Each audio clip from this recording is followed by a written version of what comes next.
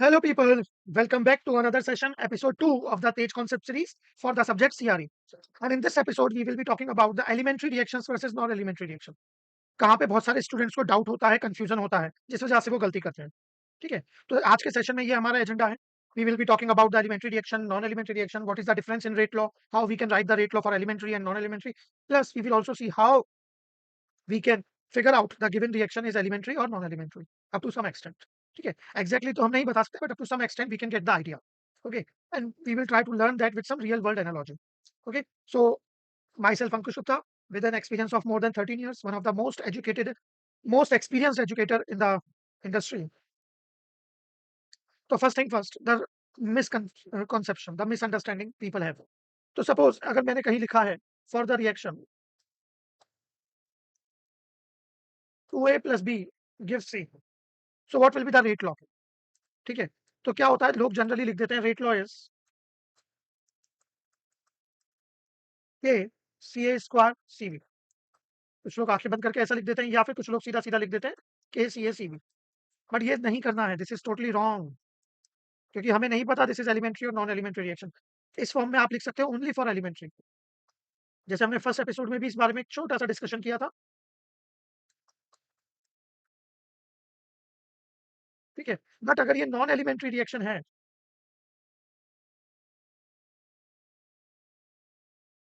तो ये आप लिखोगे K C A power alpha C B power beta, जहाँ पे अल्फा और बीटा हम एक्सपेरिमेंट्स के थ्रू फाइंड आउट करते हैं. राइट. ओके, पहले समझते हैं ऐसा क्यों होता है, क्या कंफ्यूजन आता है. ठीक है, अब एग्जाम में जैसे आपके पास क्वेश्चन आ गया कि for a reaction a plus b gives c, rate is given as k c a c b, so tell me this is what, so this is what type of reaction, they ask. Option a elementary, option b non elementary. ठीक है, आप कैसे बताओगे ए होगा या B होगा. ठीक है, तो a plus b gives this.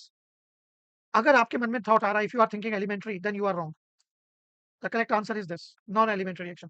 Remember, for us being a chemical engineer, every reaction is non elementary. We will consider that elementary only and only if it is given. ठीक है, तो आओ समझते हैं. ठीक है, what is elementary reaction and what is non-elementary reaction? Let's try to understand. Elementary reactions are those which occurs in single step. Single step reaction means, suppose आपको in general कोई reaction given है, a plus b gives c. Okay, तो since it is a single step reaction, तो power law हमने पढ़ा था last episode में, तो you remember that as per the power law, rate equation shall be k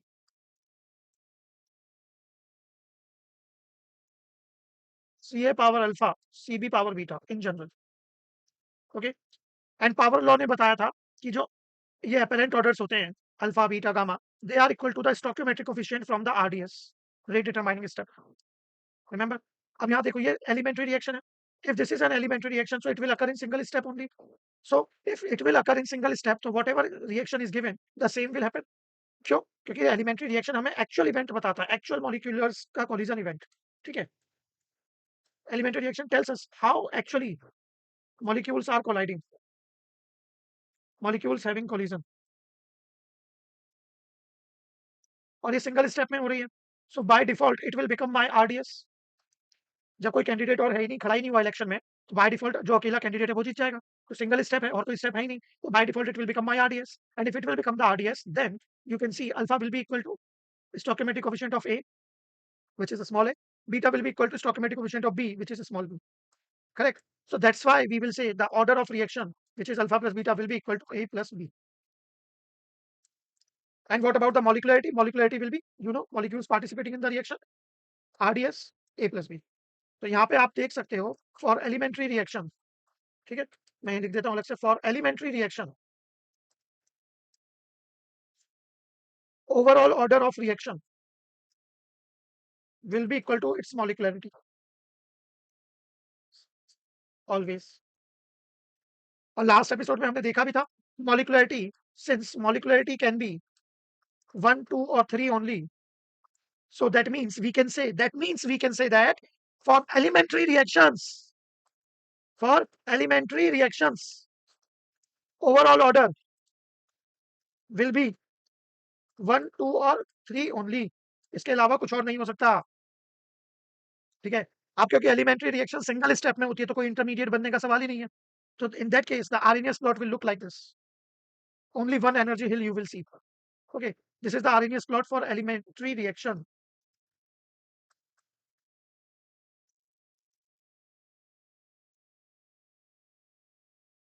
Okay, only one energy hill.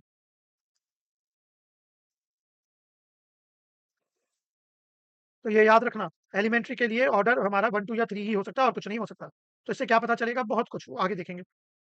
ठीक है। अब बात करते हैं नॉन एलिमेंट्री रिएक्शन की। तो non elementary reactions are those which occur in more than one step. अब reaction अगर कोई आपकी मोर देन वन स्टेप में हो रही है, suppose this is my reaction and if it is non elementary, so it will occur in multiple steps, and those multiple steps of the reaction are called reaction mechanism. ठीक है। तो suppose वो mechanism आपका कुछ इस तरह से दिया, जस्ट एज्यूम।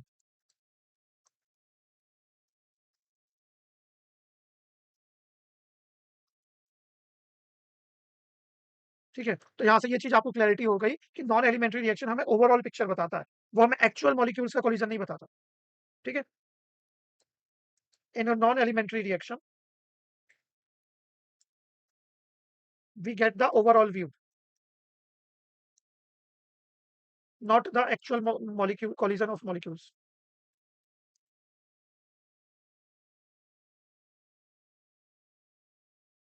ओके। अब यहाँ ध्यान से समझो, अगर ये मेरी रिएक्शन मैकेनिज्म है तो इसमें इतने सारे स्टेप्स हैं।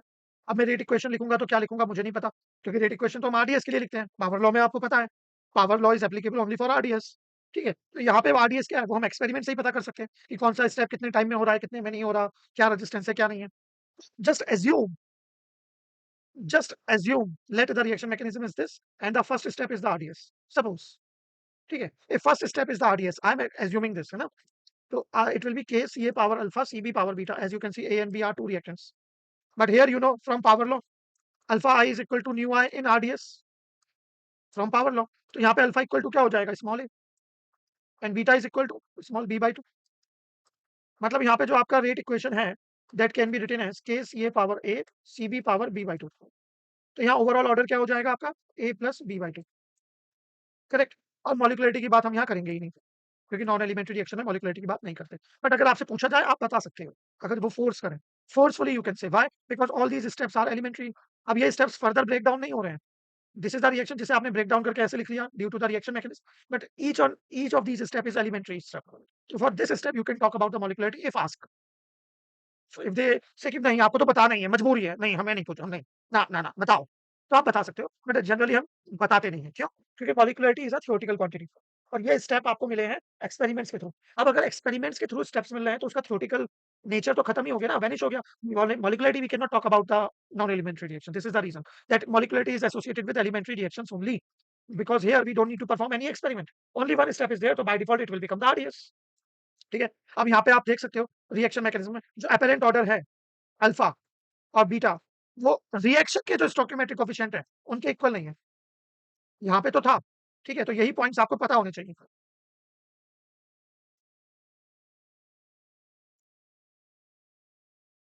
For elementary reactions, because they are taking place in single step, I have told you everything। apparent order of the reactants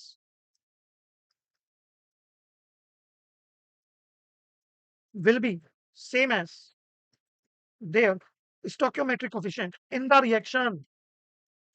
ठीक है। In the reaction. बट वहीं अगर मैं नॉन एलिमेंट्री रिएक्शंस की बात करूं,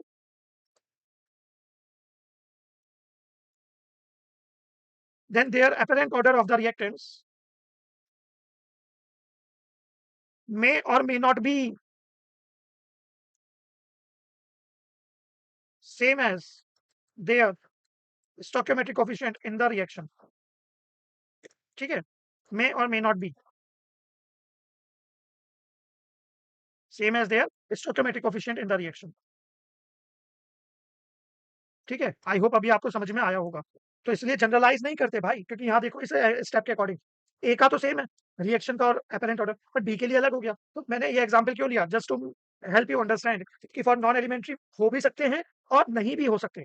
ठीक है? हो भी सकते हैं और नहीं भी हो सकते। एंड नॉन एलिमेंट्री रिएक्शन का जो एनर्जी डायग्राम है, आर्रहीनियस प्लॉट है, वो कुछ इस तरह से होता है।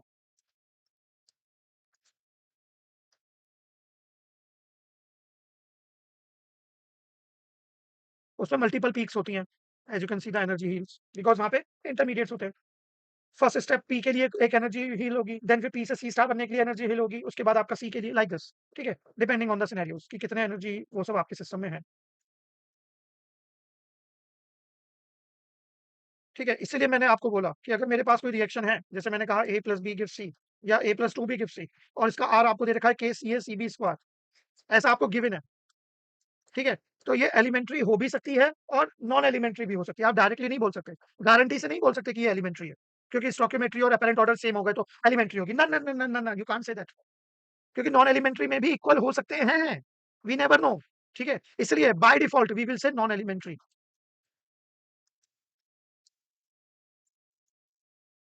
ठीक है? एलिमेंट्री हम सिर्फ तब लेंगे जब गिवन होगा, अदरवाइज नहीं, ठीक है? For us in GATE exam, in PSU exam, in interviews, sorry, every chemical reaction is non elementary.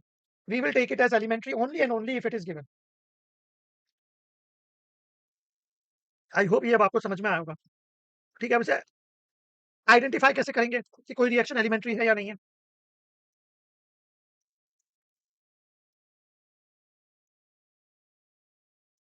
How to identify? बहुत ईजी है, ठीक है? सपोज आपको कोई रिएक्शन दी है N2 + 3H2 gives 2NH3। अब यहाँ देखो, इसकी मॉलिक्यूलरिटी चेक कर लो बस। If this is elementary, then molecularity shall be 1 + 3 = 4, which is not possible. So this is definitely non-elementary reaction, ठीक है? अब वहीं दूसरा example, suppose H2 + ½ O2 gives H2O दिया है आपको तो। If this is elementary, then molecularity shall be 1.5. You know molecularity can't be a fraction, so not possible. अभी हम बोलना कि सर 2 से मल्टीप्लाई करके लिख दें तो 2H2 + O2 gives 2H2O। हाँ, ऐसा नहीं होता है, ठीक है? मजाक नहीं चल रहा। ऐसे तो आप मैथ्स के नाम पे कुछ भी कर सकते हो, ठीक है? फिर आप बोलोगे अच्छा आप इतना वो बन रहे हो, तो इसका बताओ, चलो H2 + I2 gives 2HI। यहाँ तो सर अगर ये एलिमेंट्री है, इफ दिस इज एलिमेंट्री, तो मॉलिक्यूलरिटी मेरी 2 हो जाएगी। तब तब हम बोलेंगे क्या एलिमेंट्री बोलेंगे? नहीं, in that case we will say may or may not be, ठीक है? मैंने इसलिए आपको पहले ही बोला था स्टार्टिंग में कि कोई भी रिएक्शन को आइडेंटिफाई करना हम up to a certain extent ही आइडेंटिफाई कर सकते हैं, गारंटी से नहीं बोल सकते हमेशा। हमेशा नहीं बोल सकते। Like here if you find any such reaction, ठीक है? तो by default you can say non elementary, but if you find any such reaction like this और H2 + Br + SBr or something like that, तो we are not sure it is elementary or non-elementary. Then we have to check for the reaction kinetics. We have to do the experiments. ठीक है? अब real world analogy से समझने का अगर try करें तो देखो भाई, मैंने आपको लास्ट सेशन में बताया था, फिर से बता रहा हूँ। एक सिंपल सा एग्जांपल है, ठीक है? अब सपोज मुझे केक बनाना है, you know, if I want to bake a cake, तो आपको दो चीजें चाहिए, पहली रेसिपी और फिर इंग्रेडिएंट्स, ठीक है? अब इंग्रेडिएंट्स आप देखोगे तो इंग्रेडिएंट्स लिखा होगा, इंग्रेडिएंट्स होगा लाइक आपको चाहिए eggs plus milk plus floor plus sugar etcetera, ठीक है? बट जब रेसिपी बताएँ की बात करेंगे तो रेसिपी में लिखा होगा कि आपको कब मिक्सिंग करनी है, कब बेकिंग करनी है, कब में क्या करना है, क्या नहीं करना, सारी चीज़ें, ठीक है? तो यही एनालॉजी है। क्या मैं सिर्फ एग, मिल्क, फ्लोर, शुगर को डायरेक्टली मिक्स कर दूँ, केक बन जाएगा? नहीं बनेगा। मतलब ये एलिमेंटरी स्टेप नहीं है। एलिमेंटरी रिएक्शंस का मतलब होता है कि जो आपको रेसिपी दी है उसे एज़ इट इज़ ऐड कर दो, बन गया। जो भी इंग्रीडिएंट्स आपको दिए हैं, उन्हें ऐड कर दो, बन गया केक। बट यू नो ऐसा नहीं होता। It is not like that, does not happen, ठीक है? तो मतलब एलिमेंटरी नहीं है।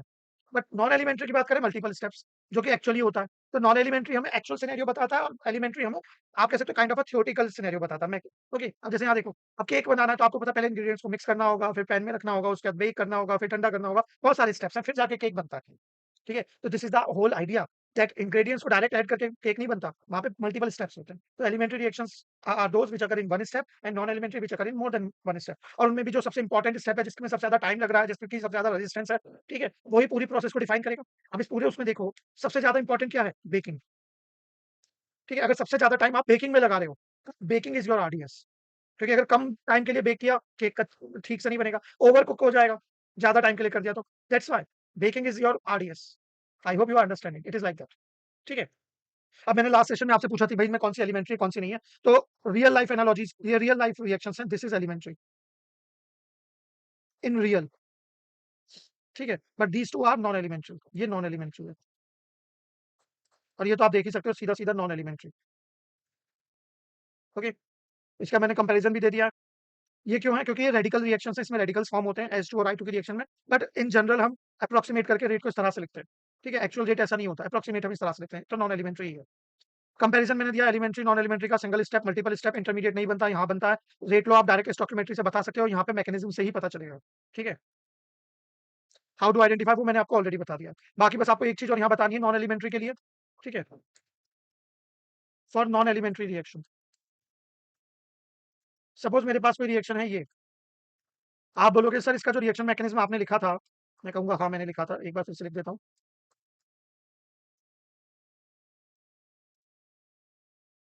ये तो आपने फर्स्ट वाले को आरडीएस क्यों लिया? अगर सेकंड आरडीएस होता तो मैं कहूंगा कोई प्रॉब्लम नहीं है। अगर if second step is your RDS, तब रेट क्या हो जाएगा? रेट हो जाएगा के कंसंट्रेशन ऑफ रिएक्टेंट्स। तो रिएक्टेंट्स क्या क्या है? पी और बी। पी, पी की पावर 1, उनका stoichiometry in RDS, into B power p/3, this will be my rate. But यहाँ पे आपको बताइए जो पी है, सी स्टार है, ये मेरे इंटरमीडिएट प्रोडक्ट्स हैं, which I am not sending in the system, neither I am getting in the outlet. Okay, तो मुझे रेट को अगर इंटरमीडिएट पे डिपेंड कर रहा है, तो मैं ऑब्वियसली उसे यूटिलाइज नहीं कर सकता, डिजाइन नहीं कर सकता। तो हम क्या करते हैं, हम बहुत सारे मेथड्स होते हैं वो यूज करते हैं, लाइक स्टेडी स्टेट अप्रोक्सीमेशन, वो आपने पढ़ा भी होगा या फिर पढ़ोगे सीआरई में, ठीक है। तो as per the steady state approximation we will try to eliminate the concentration of intermediate product and we will write it in terms of concentration of given in reactants, ठीक है। और जब आप ऐसा करके लिखोगे तो आपका जो रेट है वो कुछ अप्रोक्सीमेट बनता है, सपोज समथिंग लाइक दिस,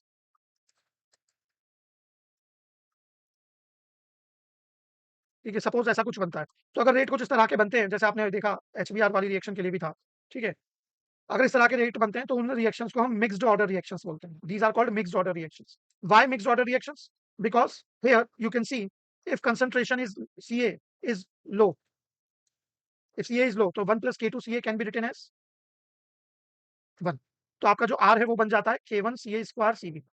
तो इस केस में ऑर्डर आ जाता है आपका 3, as you can see, correct. But वहीं अगर मेरा Cb हाई है तो, सॉरी Ca हाई है तो, इफ Ca is high तो you can C 1 plus K2 Ca can be written as K2 Ca। उस केस में जो आपका R है वो बन जाएगा K1 upon K2 Ca Cb, मतलब ऑर्डर हो जाएगा आपका 2। ओके, तो आई होप ये आप समझ पा रहे होगे। तो मिक्स्ड ऑर्डर अलग अलग कंसंट्रेशन पे अलग अलग है, that's how we can do the things. अब ये जो पीवाईक्यूज हैं ये हमने बात करी थी लास्ट टाइम, तो यहाँ भी फाइनल कर लेते हैं। Rate of irreversible reaction A plus B gives 2c K C A C B, then reaction is always elementary. देखो स्टोइकियोमेट्री और अपैरेंट ऑर्डर इक्वल है, एलिमेंट्री हो सकता as per the elementary reaction, yes they should be equal, but you know for non elementary may or may not be. तो यहाँ हमें कहीं नहीं पता कि ये सिंगल स्टेप रिएक्शन है या ऐसा कुछ मेंशन नहीं है, तो we will say false statement. ये ट्रू फॉल्स टाइप क्वेश्चन आते थे उस समय 90s में। डायमेंशंस ये हम ऑलरेडी कर चुके हैं। मॉलिक्युलरिटी ऑफ दिस रिएक्शन, देखो यहाँ मेंशन है एलिमेंट्री, तो जब गिवन होगा तभी हम एलिमेंट्री लेंगे, अदरवाइज नॉन एलिमेंट्री ही रहेगा आपका, ठीक है। अब ये वाला क्वेश्चन था जैसे, ठीक है, experimentally determine overall order for the reaction plus B gives C plus D is 2, ठीक है, ओवरऑल ऑर्डर 2 गिवन है, then reaction is elementary with the molecularity 2। क्या ऐसा आप बोल सकते हो? क्या यहाँ स्टेटमेंट से आपको कंफर्म हो रहा है कि ये सिंगल स्टेप रिएक्शन है? नहीं, हम श्योर नहीं है ना, स्टेटमेंट में गिवन नहीं है, that's why A will not be the answer. B molecularity is 2 but reaction is not elementary, तो ये तो डेफिनेटली गलत हो गया, क्योंकि molecularity is associated with elementary reactions only. तो अगर एलिमेंट्री है तभी तो मॉलिक्युलरिटी की बात करोगे भाई, मॉलिक्युलरिटी की बात कर रहे हो पर एलिमेंट्री नहीं है, ऐसा थोड़ी होता है। अब ऑप्शन डी रिएक्शन एलिमेंट्री है बट मॉलिक्युलरिटी 2 नहीं है, वो तो फिर ये भी गलत हो गया सीधा सीधा, क्योंकि अगर एलिमेंट्री है तो डेफिनेटली 2 ही होगी और कुछ तो हो ही नहीं सकती, ठीक है। अब बचा सी, तो C will be the correct answer, only correct answer. Why? Because C में क्या लिखा है? सी में लिखा है may be elementary with molecularity 2, that is correct. If it is elementary तो मॉलिक्युलरिटी 2 ही होगी, तो मे बी मतलब पॉसिबिलिटी है, ठीक है। तो स्टेटमेंट में कहीं भी मेंशन नहीं था कि श्योर शॉट एलिमेंट्री या सिंगल स्टेप है, तो इसलिए हम गारंटी से नहीं बोल सकते एलिमेंट्री होगी, ठीक है। 2 मार्क्स के लिए आया था ये क्वेश्चन आपका गेट एग्जाम में उस टाइम, सोचो। तो C is the correct answer. I hope it is clear, it is kind of a reasoning type question, ठीक है। आपको जहां स्टेटमेंट के बेसिस पे बताना है कि 100% श्योर हो या नहीं हो, पॉसिबिलिटी है कि एलिमेंट्री हो, गारंटी नहीं है, इसलिए A will not be the answer, C will be the answer. Okay, इसके अलावा कुछ एक क्वेश्चन ये भी आया था।